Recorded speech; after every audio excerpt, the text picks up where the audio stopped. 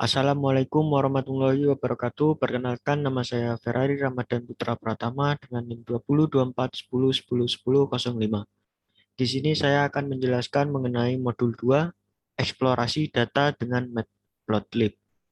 Untuk soal yang pertama yaitu mengenai makna dataset, data training, serta data testing. Untuk pengertian dari dataset sendiri yaitu suatu kumpulan data yang berasal dari informasi-informasi lalu atau informasi masa lalu, masa lampau yang siap diolah kembali sehingga dapat menjadi informasi baru. Sedangkan menurut Dayat Suryana dalam Kontrol Visual Basic Jilid 1, pengertian dataset sendiri yaitu representasi data yang disimpan di memori dalam kondisi tidak terhubung atau disconnected. Dari penjelasan di atas, mungkin bisa kita simpulkan bahwa dataset itu merupakan istilah informal yang sebenarnya merujuk kepada sekumpulan data itu, yang merujuk pada banyaknya data itu. Jadi banyaknya data itu biasanya disebut dataset gitu. Dan secara umum dataset ini berisi lebih dari satu variabel. Jadi terdiri dari beberapa variabel serta mencangkup suatu topik tertentu sesuai pengklasifikasiannya. Dataset juga biasanya sering digunakan untuk mengklasifikasikan dengan metode data mining. Maksudnya yaitu dataset ini biasanya banyak digunakan di pemecahan data mining, mungkin seperti itu. Untuk selanjutnya yaitu data training dan data testing. Data training di sini mempunyai pengertian bahwa data yang dapat digunakan untuk melatih algoritma guna mencari model yang pas. Sedangkan untuk data testing merupakan data yang digunakan dalam tes untuk mengetahui performa model yang diperoleh pada proses testing. Jadi untuk data training di sini lebih ke data yang sudah ada gitu dan biasanya digunakan untuk uji coba seperti itu atau digunakan untuk latihan sesuai dengan namanya. Biasanya kedua data ini yaitu data training dan data testing ini tidak dapat dipisahkan ya, terutama dalam algoritma machine learning karena kedua data ini biasanya diterapkan dalam algoritma machine learning. Karena dari data training dan data testing tersebut dapat meramalkan apa output yang selanjutnya kita inginkan atau ketika ingin memasukkan input baru. Seperti itu. Untuk yang kedua, proses penyusunan dataset. Di sini beberapa proses penyusunan dataset. Mungkin ini lebih ke dari kita mencari data mandiri. Jadi untuk mencari atau menyusun dataset yaitu yang pertama, jika kita menyusun dataset secara original, kita harus mendefinisikan targetnya atau tujuannya dataset atau data tersebut mau diarahkan kemana atau topiknya kemana. Lalu yang kedua, mendefinisikan operasional dan metodologi, yaitu bagaimana kita akan mencari data sehingga dapat didapatkan hasil dataset yang benar-benar kita tuju atau yang dapat kita percaya. Yang ketiga yaitu memastikan kemungkinan yaitu seperti pengulangan, reproduksi, akurasi, dan stabilitas data. Serta yang keempat, proses pengumpulan data, yaitu pengimplementasian dari operasional dan metodologi tadi yang sudah disusun. Serta yang kelima, membuat sampling datanya. Setelah proses pengumpulan selesai, sampling data dikumpulkan sehingga dapat diolah lagi menjadi dataset yang sesuai dengan kebutuhan. Yang selanjutnya yaitu makna atribut dari dataset iris dan juga kelas dataset iris. Di data iris sendiri terdapat 4 atribut dan 4 kelas. 4 atribut terdiri dari sepal length dan sepal width, yaitu panjang kelopak dan lebar kelopak, petal length dan petal width, yaitu panjang butik dan lebar butik. Untuk kelasnya terdiri dari setosa, virginica, versicolor, dan unknown atau tidak dikenal. Mungkin kelasnya ini lebih ke tipe-tipenya, tipe-tipe bunganya.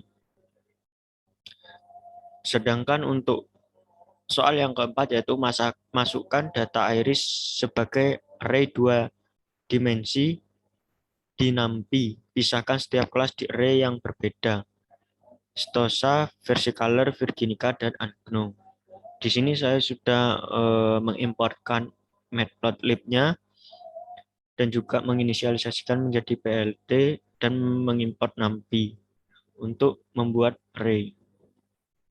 Di sini saya sudah masukkan data-datanya, lalu di sini saya menggunakan slashing untuk mengkategorikan Sentosa, Virginica, Versicolor, dan Ungknown.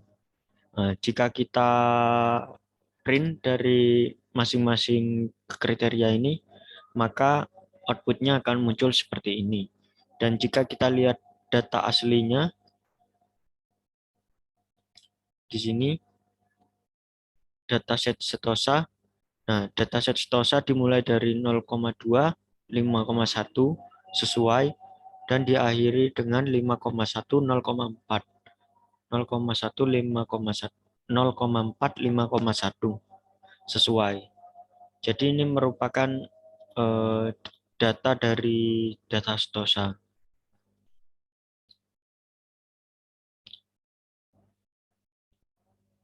Sedangkan untuk data selanjutnya yaitu data Virginica. Untuk data Virginica yaitu seperti ini, dimulai dari 2,5 sampai 6,3, diakhiri dengan 2,5, 6,7. Jika kita cocokkan, Virginica dari 2,5, 6,3 sampai 6,3 dan diakhiri dengan 2,5 dan 6,7 sudah sesuai. Mungkin untuk beberapa tipe selanjutnya atau beberapa kelas sama seperti ini untuk cara melihatnya. Jadi bisa kita lihat sudah sesuai dipisahkan setiap kelasnya di array yang berbeda. Seperti itu. Yang selanjutnya yaitu buatlah scatter plot yang menggunakan pasangan atribut berikut pada setiap kelas termasuk Ungknown. Berikan warna merah untuk Setosa, hijau untuk Versicolor, biru untuk Virginica, dan kuning untuk Ungknown. Di sini terdapat beberapa macam yaitu sepal-length petal width, sepal width petal length, sepal length petal width, dan sepal length petal length. Nah, di sini saya sudah membuat yang sepal length petal width dulu, yaitu dengan memasukkan variabel xy lalu kelasnya yang mana karena sepal length dan petal width, maka di sini indeksnya kita pakai 3 dan 0. Untuk colornya kita gunakan sesuai dengan di sini yaitu Stosa warna merah berarti kita masukkan red dan labelnya kita namakan dengan Stosa. Untuk yang lainnya sama seperti ini sampai ke bawah. Nah, dan di sini kita menggunakan legend untuk mengeluarkan ini tandanya. Lalu title-nya atau judulnya kita beri nama sepal length dan petal width sesuai dengan yang di sini. Untuk label X yaitu sepal length yaitu yang di sini, dan untuk label Y petal width seperti ini. Nah, ketika kita show atau kita run maka hasilnya akan seperti ini. Seperti ini. Untuk selanjutnya sama di sepal width dan petal length, sepal width dan petal length. Hanya saja yang berbeda dari nanti keempat ini yaitu ada di indeksnya. Jika ini tadi indeksnya 3 dan 0, nah di sini indeksnya X-nya 2, Y-nya 1. Dan di sini indeksnya 2, X-nya 2, Y-nya 0, dan untuk yang terakhir sepal length dan petal length-nya X-nya 3, Y-nya 1. Seperti itu. Untuk perbedaan yang ada di sini mungkin lebih ke sama ininya, center right-nya. Maksudnya posisi pada legend atau petanya ini. Ini disesuaikan dengan visualisasi datanya. Jika datanya ada yang di sini, maka usahakan legendnya ditaruh di bawah juga biar tidak tertutup datanya. Seperti itu. Selanjutnya yaitu jelaskan bagaimana karakter pengelompokan setiap kelas pada scatter plot Sephaleng dan pada pengelompokan setiap kelas pada scatter plot yang ada di atas ini ya. Nah, untuk yang ada di atas sini mungkin saya mulai dari Sephaleng dan petal weight-nya. Nah, untuk dari pengelompokan di sini yaitu yang pertama, jika kita lihat dari gambar yang ada atau visualisasi data yang sudah ditampilkan bahwa setosa secara umum terpisah secara linear, yaitu eh, setosa jauh terpisahnya daripada versicolor dan virginica. Jika virginica dan versicolor masih berkumpul, masih bersama, sedangkan setosa jauh di bawah di sini. Dan selanjutnya yang kedua yaitu versicolor dan virginica tidak mengalami overlap atau tumpang tindih. Akan tetapi eh, jarak dari jarak dari virginica dan juga versicolor ini sangat berhimpitan gitu.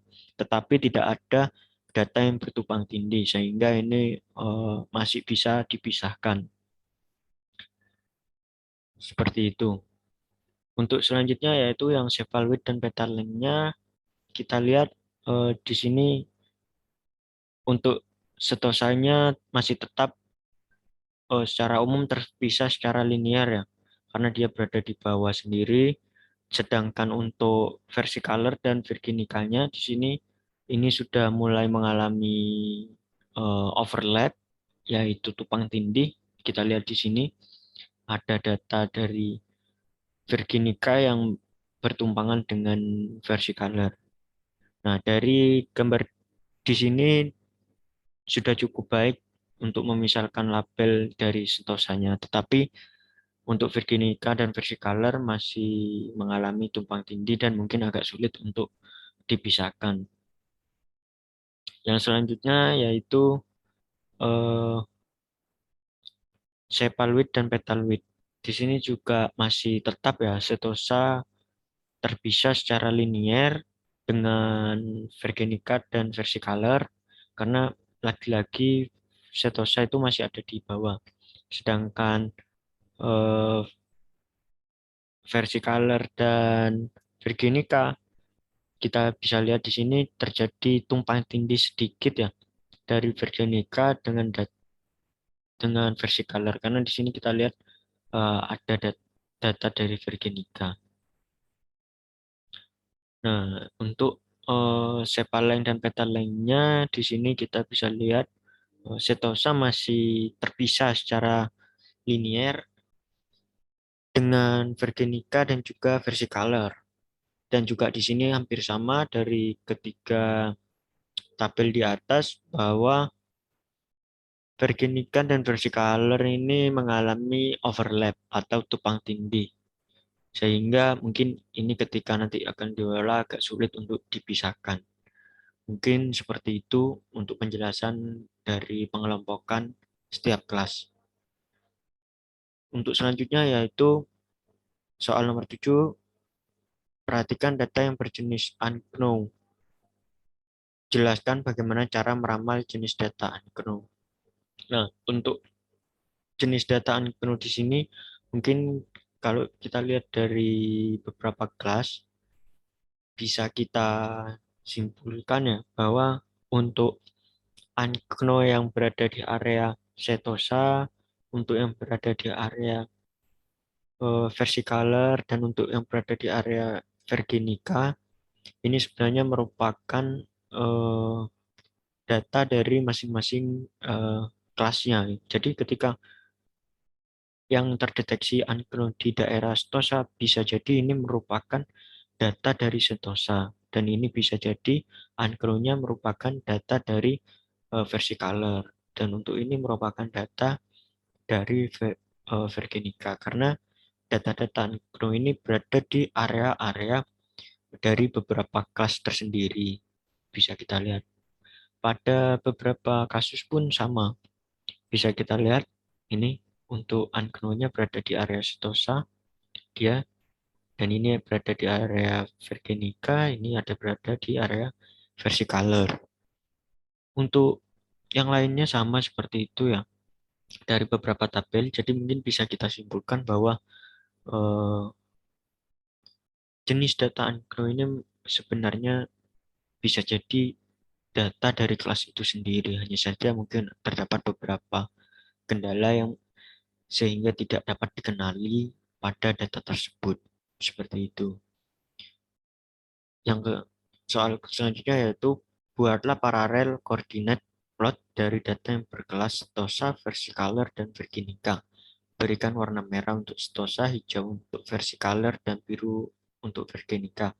Hitung gunakan perintah plot dan operasi slashing pada NumPy untuk mempermudah tugas Anda. Nah, di sini saya juga udah membuat paralel koordinat, yaitu dengan import matplotlib-nya, lalu mengimport mengimport NumPy-nya juga. Lalu di sini kita eh, deklarasikan atau kita kasih variabel dengan legenda, lalu kita deklarasikan atau kita masukkan eh, array-nya yaitu berupa petal width, petal length, sepal width, dan sepal length. Nah, di sini saya menggunakan for in range untuk eh, melihat atau mengulang dari data-data yang ada. Di sini terdapat setosa I atau ini sebanyak indeks yang ada pada data setosa ini. Lalu kita beri warna red untuk setosa, blue untuk Virginica, dan versi color untuk green. Green atau hijau untuk versi color. Seperti itu. Lalu jika kita run atau kita show, maka hasilnya akan seperti ini. Untuk selanjutnya, jelaskan bagaimana karakter pengelompokan setiap kelas pada paralel coordinate plot. Dari hasil yang sudah kita buat dari paralel coordinate plot ini, dapat kita simpulkan bahwa versi color dan Virginica ini merupakan hampir sama ya. Untuk datanya ini hampir sama. Hanya saja yang paling mencolok yaitu ada pada setosanya. Setosanya ini mempunyai perbedaan data yang sangat signifikan. Ditandai dengan petal length-nya. Kita lihat jika di sini garis hijau dan garis biru hampir bersamaan, nah, tetapi di sini merah sendiri di sini ada bisa kita lihat di ukuran 1 lah. Nah, di sini berarti sudah terlihat perbedaan eh, apa ya, perbedaan yang signifikan gitu. Bahwa kalau Virginica dan Versicolor ini bisa jadi hampir mirip, sedangkan Setosa sangat berbeda, ditandai dengan petal length-nya sangat signifikan. Bisa kita lihat juga di sepal width-nya. Jika di sepal width-nya dari Virginica dan Versicolor-nya hampir kita bilang sama karena di sini terjadi overlap atau tumpang tindih, sehingga ini bisa kita simpulkan bahwa Versicolor dan Virginica merupakan data yang hampir mirip. Sedangkan untuk Satosa, dia berada agak di atas dari Versicolor dan Virginica. Pada sepal length-nya juga terdapat perbedaan. Di petal width-nya juga bisa dibilang terdapat perbedaan yang signifikan. Mungkin itu saja yang bisa dapat saya sampaikan dan jelaskan. Terima kasih banyak atas waktunya untuk melihat. Saya ucapkan terima kasih. Wassalamualaikum warahmatullahi wabarakatuh.